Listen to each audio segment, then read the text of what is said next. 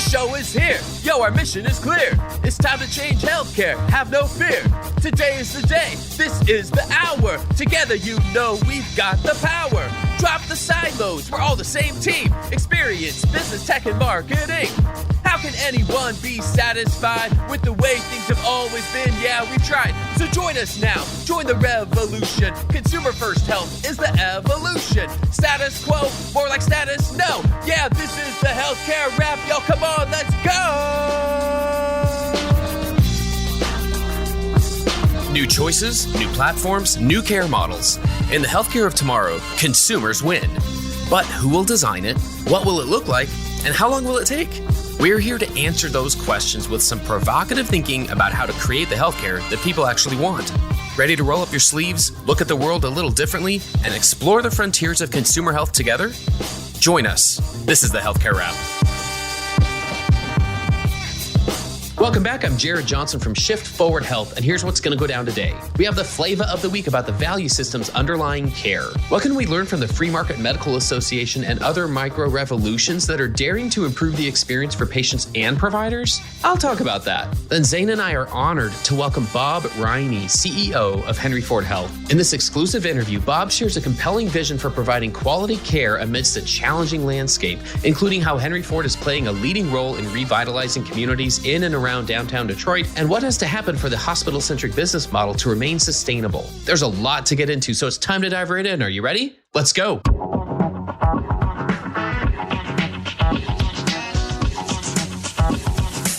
Flava of the week. Imagine what's possible if providers have a way to take back control and let the free market dictate the terms in which their services are offered. Consider this. Today, we hear a lot about the rising costs of healthcare and the growing dissatisfaction of the value provided by the healthcare system from both patients and providers. Some providers have successfully taken back control and dramatically improved both their patient satisfaction and their personal job satisfaction by providing care more directly. There's an association called the Free Market Medical Association, or FMMA, whose mission is to bring buyers and sellers of healthcare together so they can agree upon the value system. I bring this up to show you that there are many movements happening everywhere in the industry that piece by piece are guiding us to a better place. Denise Wiseman of the PX community refers to these as micro-revolutions, and I kind of love that. We speak frequently about things like direct primary care, full risk contracting, and health at home, all things that more closely align incentives for patients and providers, not just to deliver a higher volume of sick care, but to prioritize wellness and prevention. Some of these micro-revolutions, like the FMMA, are attempting to remove the middlemen and reduce at least some of the layers of bureaucracy so that patients and providers have a better experience. I don't know any clinicians who enjoy charting or clicking through their EHR or engaging in other administrative tasks, but those tasks exist because somewhere up the road, entities or entire industries developed value systems to extract a profit by adding complexity to the system. Thankfully, I see a path forward that doesn't add anything more to what we're already dealing with. The future is simplifying. I say again, the ones that will be left standing years from now will find ways to extract even more value by reducing complexity. So as we keep a close eye on retailers, payviders, digital health startups, and anyone else who's challenging the status quo, how will the value system shift to accommodate new models of care, and who or what will dictate those shifts? Will everything still come down to payer contracts, or will the free market be allowed to play a bigger role? As we look at how healthcare will be delivered and experienced in the future, can we create more space to prioritize partnerships, disrupt existing business models, and more directly address consumers' needs and desires? Without a disruptor's mindset, we can only make so much progress in meeting those needs. Let's reimagine the value systems at the foundation of care and recenter them around consumers' wants and needs. That's another way that we'll build the healthcare of tomorrow. And that's the Flava of the week.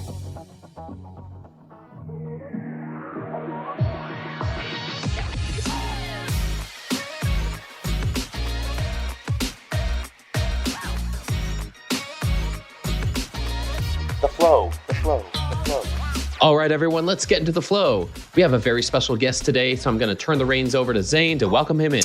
Hi, everyone. It's so good to be here. And today I have the special privilege interviewing a friend and former big boss of mine, so to speak, Robert G. Riney, Bob Riney, the president and CEO of Henry Ford Health System. Bob, welcome to the show. Hi, happy to be here, Zain. Bob is a very wise leader, very strategic, had a wonderful time working with him when I was at Henry Ford. And he comes from a very interesting career path. Our understanding, Bob, you were the chief operating officer for a number of years, the chief human resource officer. And I hear that you actually started your career off as a security guard. Is that true? Well, it's kind of a funny story, but I am celebrating my 45th year with Henry Ford Health. Wow. And I did start as a teenager when I was a Wayne State University student looking for a place I could walk to work. And the security assignment that I had was to be the guard of the student nurses' dormitory. And I'll just leave it there. Okay. From that, I was actually not planning on going into healthcare, but I saw an organization that, quite frankly, just checked all my boxes. It was nice, complex. It was mission-oriented, but it was a business. And it had an incredible amount of diversity, even back at that time. And those all just turned me on. And I thought, this is a place I could lean into and go even deeper with. And then here I am now in the privilege to serve as CEO. That's amazing. That's fantastic. What would you have done, Bob, if you weren't in healthcare? What was your aspiration? Where were you trying to go? My original thought was that I was going to head into criminal law. Okay. And I was always intrigued by, representing the underdog and making sure that they had a fair place. And actually, as I think about my career in healthcare, that's one of the passions that's continued, and that's helping make sure that the underserved get the same privileges that everyone else does in terms of access to quality and consistent healthcare. I love that. I think that's going to dovetail into a lot of the questions that we have prepared for you today.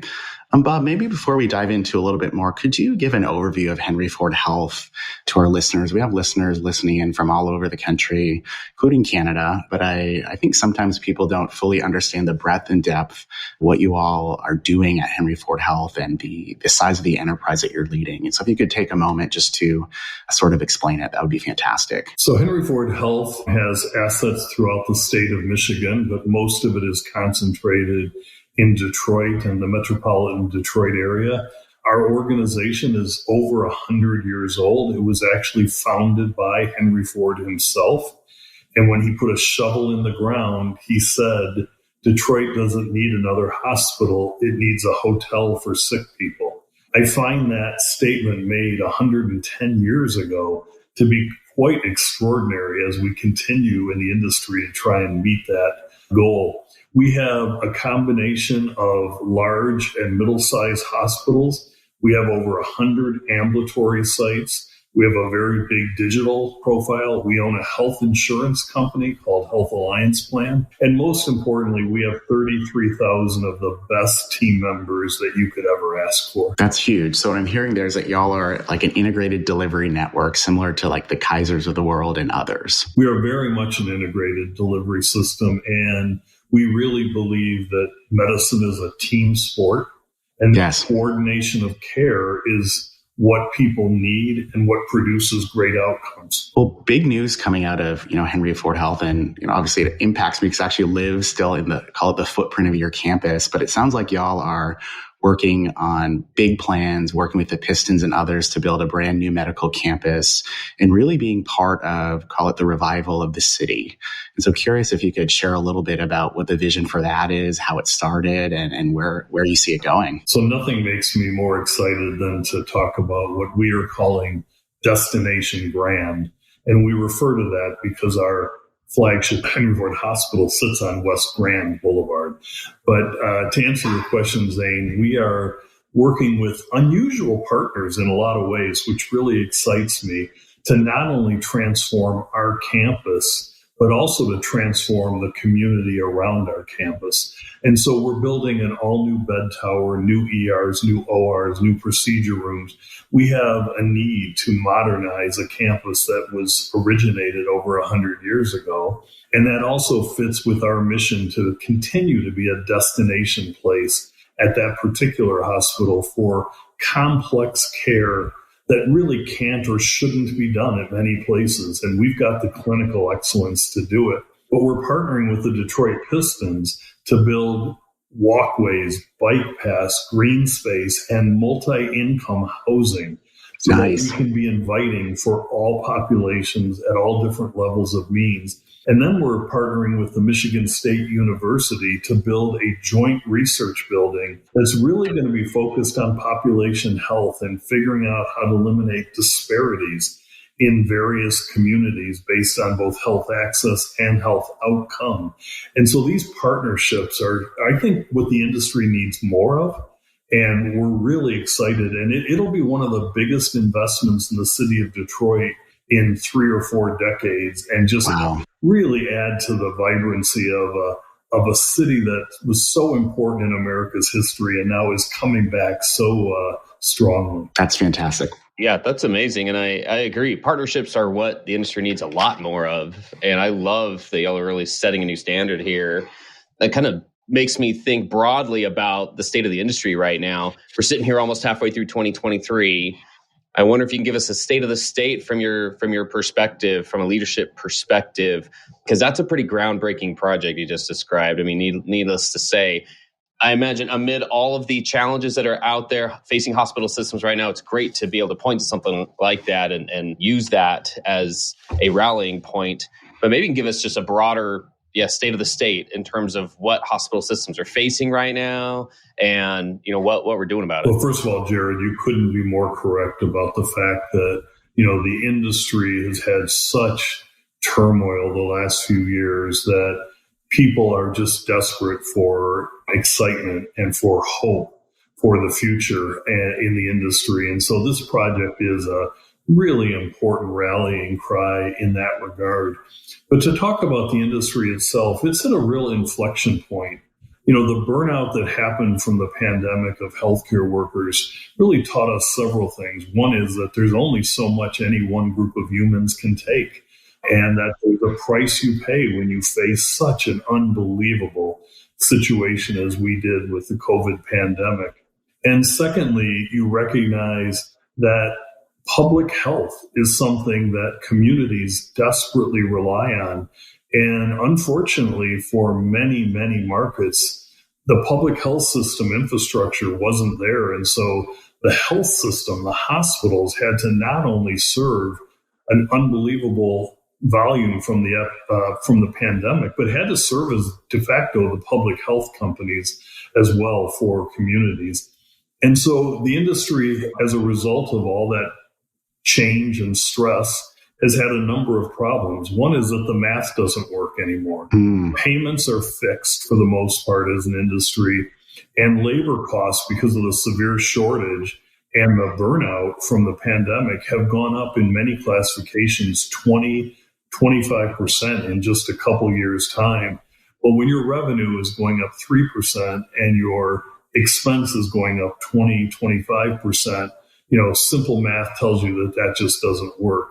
And so that's a real stress point for the industry. And then the other thing that is happening is disruptors to the industry are coming in at a rapid rate, and they're trying to get at just the most lucrative parts of the industry from an economic standpoint. And, if you're a for-profit company, it makes sense that that's what you would do. But again, that erodes the whole goal of connected team-based care.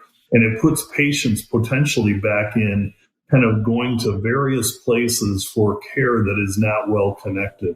So we're trying to be that connector. We're trying to partner with organizations that share our values, but that really want to own maybe a certain aspect of the continuum, but understand the need for connectivity. We're okay with that. And we're trying to partner with companies that really value our obligation to put health over treatment.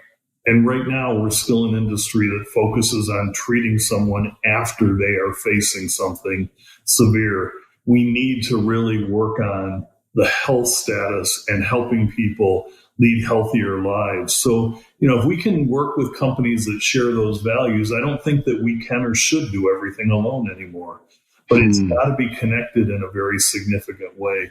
I think a lot of the industry is kind of deer in headlights right now. Sure. And it's real challenging. It helps us because we have a health plan. We have a huge ambulatory footprint. So we're not just a hospital-only health system. So we see that, and we have the assets to help move this forward. Bob, loved what you mentioned there. The big theme I heard in what you said is like connection, being connected internally, being connected with partners, being connected with the community.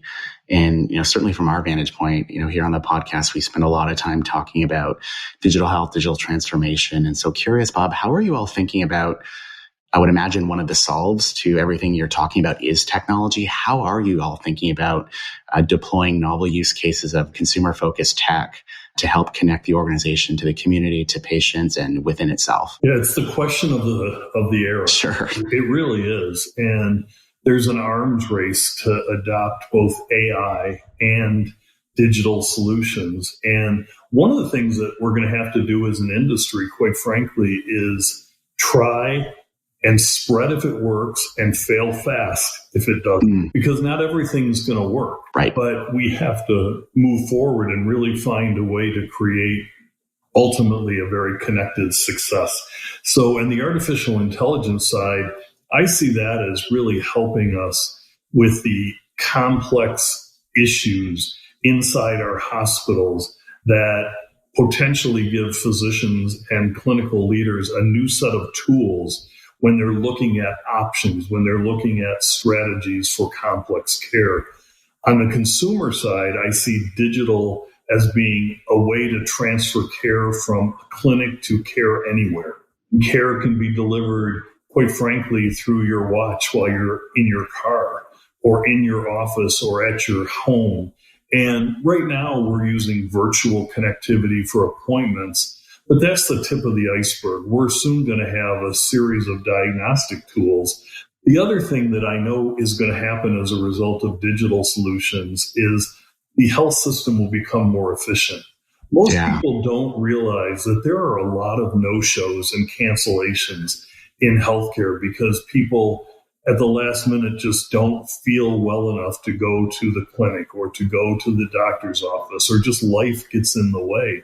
What we have found with virtual visits is those no-shows or cancellations almost completely go away. So the care is not delayed as a result of that, and the assessment of the physician is not delayed as a result of that. And then last but not least is access. Access has been a real challenge in the industry. And while we're better than many, we still know that access for appointments is really tough. And let's just look at what's happened in the area of behavioral health. Behavioral health is so in demand because of the soaring need related to mental illness, which also in part is a byproduct of coming through the pandemic. Sure. Virtual visits in behavioral health have been a game changer. People don't have to go through the stigma of going to a behavioral health clinic. They don't have to go through just all the stress of, in some cases, leaving their environment where they feel comfortable and going to one where they don't. And so the frequency of visits, the continuity of care, and the lack of cancellations all just make for a more enriching experience. So you can hear my passion about this. Yes. I think there's going to be a lot of things. Let me just make one comment, though. This will never replace the need for the most human touch. This is to supplement.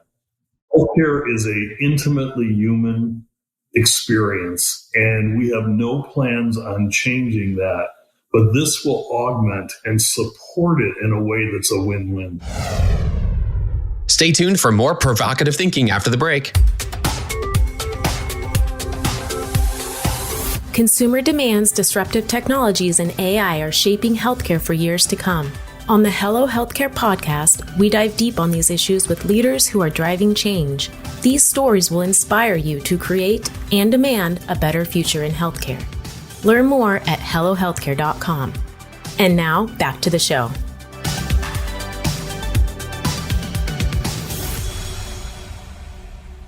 I think that's spot on with, what we see with what I do in my day job. Curious, Bob, you mentioned artificial intelligence, and I'm sure you've heard about ChatGPT. Are you using that tool personally in your life, or have you experimented with it? Yeah, I am not using the tool right now, and it's not because I'm opposed. I just haven't had a chance to slow down and take on one more thing. But I do think that, artificial intelligence is going to add a lot of value. Like anything that's advanced or new, there's risks that come with it. There's risks of data security, there's risks of privacy, and there's risks of artificial intelligence being used for less than holistic purposes. But I think, we have to find the guardrails, find the right set of regulations, not over-regulate, but not under-regulate. But we've got to find a way to keep this in a safe space, because the value it'll bring at the end of the day is just going to be too significant to not want to adopt it. Totally agree. I want to ask about, you mentioned in your last answer there, you're talking about, one of the keys to success around digital is going to be to pilot or test things, fail fast, more or less, innovate in that way.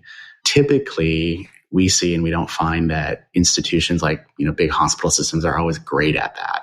So curious if you have any thoughts around, how can hospital leaders get comfortable with failing fast, trying things in small batches, making decisions and moving forward? What would your advice be to them? Well, it's going to sound simple, but tell them it's okay. I mean, healthcare has been horrible at failing fast. And, partly there's just a lot of ego, that gets involved of not wanting to admit that something that you recommended or supported isn't doing everything that you had hoped it would. And so we've got to change that psychology, and we have. So, we actually make sure that we're celebrating not just the development of a pilot, but the sunsetting of a pilot if it's not working, because we want to reward the fact that we made a very good decision based on data, and now we're making an equally good decision based on data to pivot, and just sort of letting people know that that is the nature and the evolution of technology. And the other thing that we're looking to make sure helps in this matter is put a multidisciplinary team of unusual suspects together to make the decisions, because you can't see the whole picture when you're inside the frame. And so if you have people that are not directly involved with the project but have knowledge, have them sit at the table and play a role and be part of that decision making. And those things have really changed the culture for us in this regard. Love that. And, I love what you talked about earlier about, it's okay to make decisions to cancel things or simplify things. I know there's a lot of research out there. You're probably familiar with it, Bob, where folks have this tendency to believe that to innovate or to transform and be rewarded for that, we need to add, but there's equal value should be placed on reducing and simplifying things, but people don't always get the credit for that. And so glad to hear you're setting up the culture to reward folks that simplify, make things easy, cancel things that shouldn't be happening. I've shared with our team on more than one occasion that I think healthcare for a long time forgot the delete button on a keyboard. Yeah. Meaning that, we would find new solutions, but we wouldn't eliminate the old solution, and added to complexity and bureaucracy. And so, just as a rule of thumb, I always encourage people, when you're bringing me a new proposal, a new something, bring me two things that are options for sunsetting. Love that. It sends a message to people and it frees them to think different. Love that. And I think it dovetails into my next question. Wanted to ask Bob, a lot of folks that listen in to the Healthcare Wrap podcast, a lot of them come from professional services, consulting, digital health consulting. Others are in the solution company space. So dare I say the word vendors, trying to sell digital health solutions to health systems, and frankly would love to, pitch to people like you. And so curious, what would your advice be to them? Like, what are the things that they need to show or demonstrate or say to you or one of your leaders that you work directly with to really get their attention to say, wow, whatever you're proposing is something we want to look at? What would your advice be to them? My advice to them would be to be authentic and stop the bullshit. And what I mean by that is, don't come in like, a salesman and not disclose the struggles or the things that haven't worked. I'm going to have a lot more respect and confidence in you if you talk about failed assignments or failed products and what you learn from them. And so when someone comes in and all it is upside and they're the greatest thing since sliced bread, I just turn off because I've discounted them from an integrity standpoint. So talk to me about your learnings. Talk to me about how you're going to partner. Talk to me about how you understand that there's uniqueness and nuance in organizations that need to be considered as it relates to your product fitting in. Don't just come and tell me that it's the solution. So that's my advice is, keep it real and get off the sales game. I don't think we've ever seen that before, Jared, have we? People on their sales game all the time. I'm just kidding. That's why you asked, huh? Yeah, for real. Well, I love that personally because we've all seen it and we see it a lot. So I love just the advice there. And it kind of relates to us when Zain was just mentioning consumer-oriented tech. I love that you said, that's the question of the ages right now. It is what a lot of people are asking. And part of that is just the fact that I think, in my experience and observations, at least, that we're talking about, at the end of the day, designing a better experience for consumers, for patients, that doesn't make anything harder for clinicians or administrators.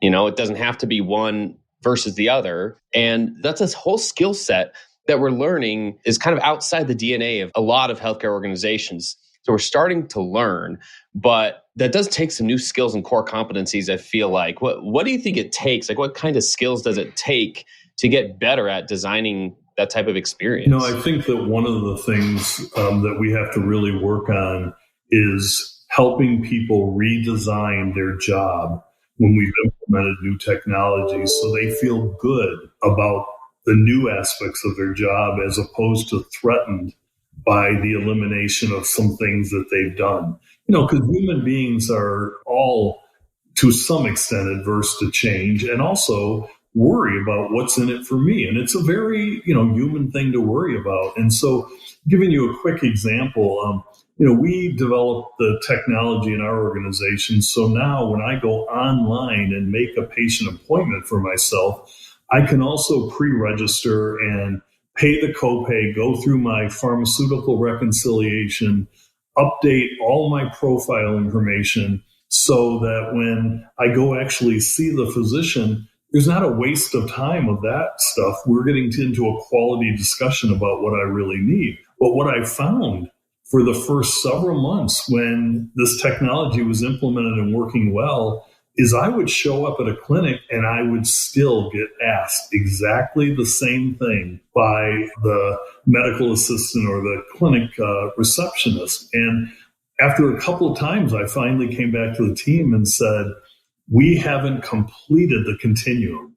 We haven't helped the individuals redesign their roles so that they are excited about the things that they now have time to focus on, as opposed to feeling like, well, this is what I know and this is what I'm supposed to do. And so it's actually worse if you introduce technology and then it's repeated with a traditional method as well. And so I think that's a perfect example of the change management cycle that we just have to work through. Any thoughts? Can I put you on the spot here? Are there any thoughts on how to structure that within an organization? Does somebody own consumer strategy or consumer insights? Does it land on its own or does it report up through somewhere? Is there somewhere that just kind of makes more sense? Yeah, it's a great question, Jared. And we have our head of communication, public relations, and marketing, a woman by the name of Heather Geisler, who also has our consumer experience. And she is working on our front door kind of experience and digital solutions with a whole host of other leaders across the system. But we particularly gave her that assignment because she came to us from the Hyatt Regency. And so she didn't come from a traditional healthcare system. She came from a hospitality national, international company that, everything was around those processes and those consumer facing experiences in terms of whether you choose that chain or another chain. And so sometimes back to my comment about unusual suspects, you also have to bring leaders in that just bring a different view, but know how to partner with all of the existing leaders really well. Very nice. Well, let me pivot here a little bit here as we start to wind down here, Bob. Again, we just thank you so much for your time here. But I would be remiss if I didn't ask a couple of things, as a lot of our listeners, almost everyone, quite frankly, is interested in how people, their philosophies about careers and leadership. So I wonder what you consider your best advice, your best guidance for careers and leadership development. And this could be clinical or non-clinical. I feel like a lot of those things are still the same, and sometimes we end up saying the same things in silos. So what's that best guidance you like to share? One of the things I tell people all the time is you have to have an innate sense of curiosity. To wake up every day curious and anticipating that you're going to be intellectually challenged or learn something that you haven't. And that takes having your ego in balance and not drinking your own Kool-Aid too much on your journey up. Surrounding yourself with people that really bring diverse views and opinions to the table and know that you welcome them at the table. They can't just sit there. They have to know that they are full participants and you're going to support their opinions, even if they challenge your own. I also tell people to be, yourself. I tell people that this notion that people have been told of never let them see a sweat is just one of the worst pieces of advice I've ever seen laid out on people, because that implies that you have to just be perfect and you have to always give this image that you have it all together. Well, that's just not true of any of us, right? So be authentic. You're going to do your best work if you're authentic. And that means if you screw up, own it, move on. At the end of the day, you got to play the long game, not the short game on a career journey. And my last comment would be, you've got to learn to balance working hard and playing hard. And it is easy to say, but a really difficult balance to do. But the burnout factor as you go through a career journey is very real if you're not purposeful, if you're not intentional about making sure that you're reloading, with laughter, with love. I've watched clinical leaders in particular sort of pretend that they didn't need that in their journeys, and then unfortunately, kind of limit themselves. So those would be some of the initial comments I would make. Anything else, Bob, as we're sort of getting ready to close here, anything else that you'd love to share with our more digitally focused audience that we haven't covered yet, or that you just feel like you want to say, or any breaking news announcements that you want to share on the podcast? The floor is yours. No breaking news, but I will tell you that, as I think all of your listeners know, the good news is that there are literally thousands of companies that are working on AI healthcare related issues, digital healthcare related issues. We all have to accept that we ultimately need tools that can be spread and scale. So the reality is 95% of that 1,000 companies are going to have some impact, but ultimately have to be integrated into an approach or a company that can scale for the industry's sake. And I think that that's going to be really important knowledge as we all try and figure this out, because at the end of the day, we can't be a cottage industry that's got thousands of fragmented pieces of technology, because that is going to add to the likelihood of mistakes being made for consumers and patients. And they are who have entrusted us. Yep. I would say mistakes and just, fragmentation in the experience of care, with different interfaces, different ways of doing things. So totally hear you on that one. Well, I can't let you go without giving you the final word on something, because this is kind of unique for us. Zain here was one of your former employees. So I have to ask if there's anything about him that we should know that he probably hasn't told our community yet. Well, you know what, Jared? My real answer would require that I knew that only adults 18 and over were listening to this. Oh my goodness. Just to get him really embarrassed. But the thing that I will actually tell you in all seriousness is Zain posts pictures all the time that give me the impression that he is a chef extraordinaire. That he's a grill master. He's always doing all this amazing bread baking and dishes. And in spite of all that, and that he worked for me, and in spite of me teasing several times that one time I would like to be invited over to have that, I have not one time received an invitation. So either those cooking demonstrations are all with fake food and he's really not good at it, or he's got to prove his skills. Oh my goodness. Well, I will reach out to your boss and see if we can get on your calendar. You can come over for dinner. That was so worth asking. And what a perfect place for us to wrap up here, Bob. We want to thank you so much. We've had the pleasure of speaking with Bob Riney from Henry Ford Health. You've given us so much to think about. Thanks so much for joining us today. Thank you, Bob. Thanks for tuning in. If you like what you heard, please spread the word. Tell your colleagues to tune in for all the awesomeness, then leave a review on Apple, Spotify, or wherever you listen. This show is produced by Shift Forward Health, the channel for changemakers. Subscribe to Shift Forward Health on your favorite podcast app, and you'll be subscribed to our entire library of shows. See our full lineup at shiftforwardhealth.com. One subscription, all the podcasts you need, and it's all for free. And remember, we might have a lot of work to do in healthcare, but we'll get there faster together. Thanks again.